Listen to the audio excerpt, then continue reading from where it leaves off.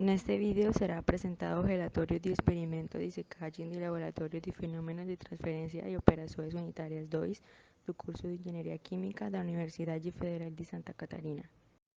Este experimento tem como objetivos determinar curvas típicas de cinética de secagem, determinar coeficiente de transferência de massa, entender as demais variáveis envolvidas num processo de secagem, a partir dos parâmetros estudados, dimensionar um secador a nível industrial. A secagem é uma operação unitária de transferência de massa que tem como objetivo remover o contenido de água ou outro solvente de um sólido cristalino ou amorfo. Pode ser feita de maneira térmica ou mecânica. Neste caso, foi feita uma secagem térmica. É muito utilizada em diversos tipos de indústrias químicas, como por exemplo na indústria textil, na indústria cerâmica e também na indústria de alimentos para secagem de frutos e graus. O processo de secagem térmica envolve dois fenômenos de transferência fundamentais e simultâneos. Por uma parte, transferência de calor para evaporar o líquido dentro do sólido. Este processo depende de condições externas de temperatura, fluxo de umidade relativa do ar e área de superfície exposta. Por outra parte, a transferência de massa, que é da umidade interna até a superfície do sólido e sua posterior evaporação. Este processo depende de natureza física do sólido, temperatura, teor de umidade do ar. As curvas típicas de secagem estão representadas nas duas figuras mostradas.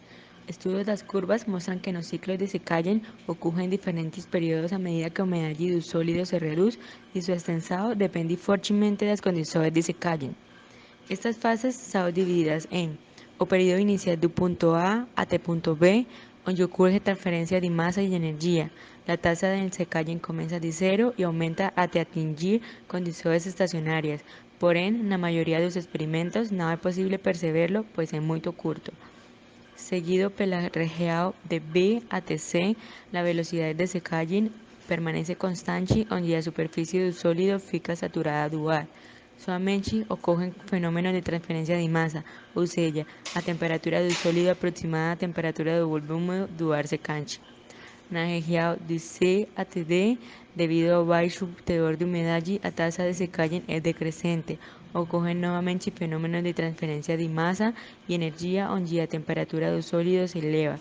Quando se chega ao ponto D, a umidade já abandonou todos os poros do sólido. O experimento consistiu em submeter uma bola de argila, que é um corpo cerâmico, a uma corrente constante de ar aquecido a 90 graus Celsius com uma velocidade aproximada de 2 metros por segundo, medida quando o ar ainda encontrava-se frio. Durante o aquecimento da corrente do ar, o corpo foi mergulhado em água a fim de saturá-lo completamente. Atingidas as condições desejadas, o corpo de prova foi colocado em um suporte no interior do secador, fazendo-se a primeira pesagem com auxílio da balança semianalítica. As demais pesagens foram feitas de 3 em 3 minutos durante 15 minutos e depois de 5 em 5 até 95 minutos. O aparelho de secagem utilizado no experimento é mostrado na figura. Ele está composto basicamente de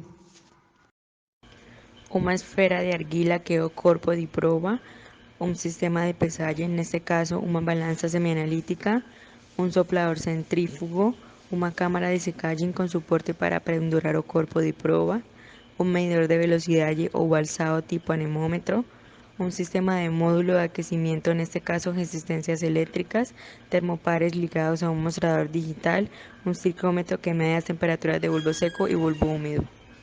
O corpo de prova foi uma esfera de argila com peso de 35 gramas e diâmetro de 5,5 centímetros. Tendo em conta os parâmetros experimentais, foi possível conhecer o conteúdo de água em cada tempo de leitura e, assim, usando a expressão para a velocidade de secagem, construir as seguintes gráficas.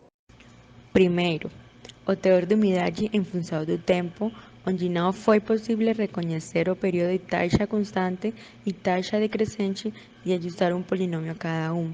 Porém, o período inicial de secagem é tão pequeno que não foi possível percebê-lo no gráfico experimental. No entanto, como a curva não mostra uma tendência semelhante à curva teórica, encontrei as fases da velocidade constante e período decrescente de velocidade de secagem, dividindo a curva em duas partes, ajustando um polinômio a cada um. Foram construídas as curvas de velocidade de secagem em função do tempo de secagem e velocidade de secagem em função do teor de umidade. A pesar da diferença entre as curvas experimentais e teóricas causadas pela aproximação da derivada, foi possível observar os diferentes períodos típicos de secagem do material, velocidade de secagem em função de teor de umidade. A pesar da diferença entre as curvas experimentais e teóricas causadas pela aproximação da derivada, foi possível observar os diferentes períodos típicos de secagem do material. A velocidade de secagem utilizada para os cálculos foi o valor da derivada no período de taxa constante por o valor de peso de sólido seco sobre o valor de área superficial do material, que foi um valor igual a 0,0025. É necessário fazer considerações como que o sólido no período de taxa constante encontrava-se a uma temperatura constante e aproximada à temperatura de bulbo úmido.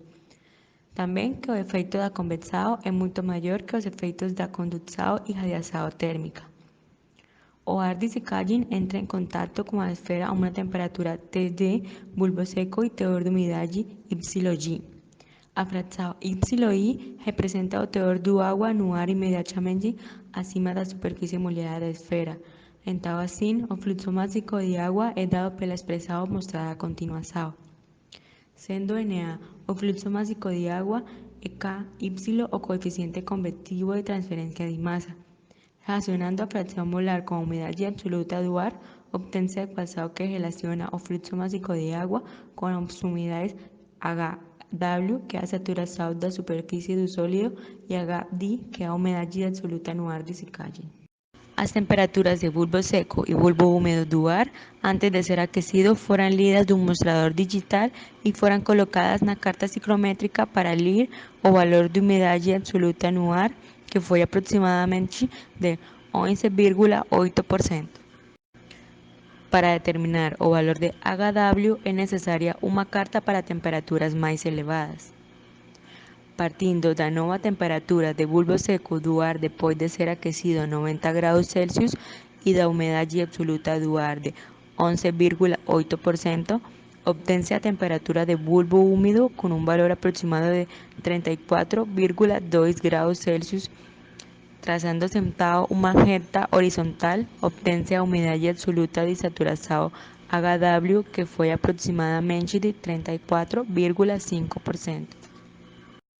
Tendo os dados anteriormente discutidos, o valor de velocidade de secagem e o valor de densidade do ar obtida pela equação de gás ideal, se calcula o valor de coeficiente convectivo experimental de transferência de massa, que é igual a 0,0188 metros sobre segundo. O cálculo teórico de coeficiente convectivo de transferência de massa foi feito a partir da relação de coeficiente de transferência de calor e o fluxo. O coeficiente de transferência de massa Ky é calculado a partir das temperaturas do ar de secagem, Td, temperatura na superfície do sólido, Tw, calor latente de vaporização pesquisado na literatura, e a diferença de umidade do ar na superfície do sólido, Hw, e na corrente de ar seca, Hd. O coeficiente de transferência de calor é calculado usando a seguinte relação para convecção forçada externa. Substituindo-se os dados já conhecidos, obtém-se um valor de coeficiente teórico que é 0,0469 metros sobre segundos. O erro relativo percentual entre o valor teórico e o valor experimental foi de 59,91%. Isto se deve às considerações feitas para simplificar o problema. Para os problemas propostos, primeiro temos que determinar qual seria a taxa de secagem de água em gramo por minuto em uma esfera de 15 centímetros de diâmetro de material idêntico ao do experimento, após de recorridos 50 minutos do início de secagem. O valor da velocidade de secagem é constante e igual ao valor do experimento, pois não depende do fenômeno de difusão interna do sólido. O tempo mudará porque precisará mais tempo para uma mesma redução de umidade. Integrando a equação de velocidade de secagem para os períodos de taxa constante e taxa decrescente, obtém-se as seguintes equações, onde Xc representa o valor de umidade crítica, Xi é a umidade inicial junto à umidade em equilíbrio, são iguais que outro experimento. Tendo em conta que as densidades das duas esferas são iguais, é possível encontrar a massa da segunda esfera. Como os demais dados, se calculou o tempo que a esfera precisaria no período de taxa constante. O valor obtido foi de 5.828,908 segundos, ou seja, 97,148 minutos, sendo maior que os 50 minutos requeridos.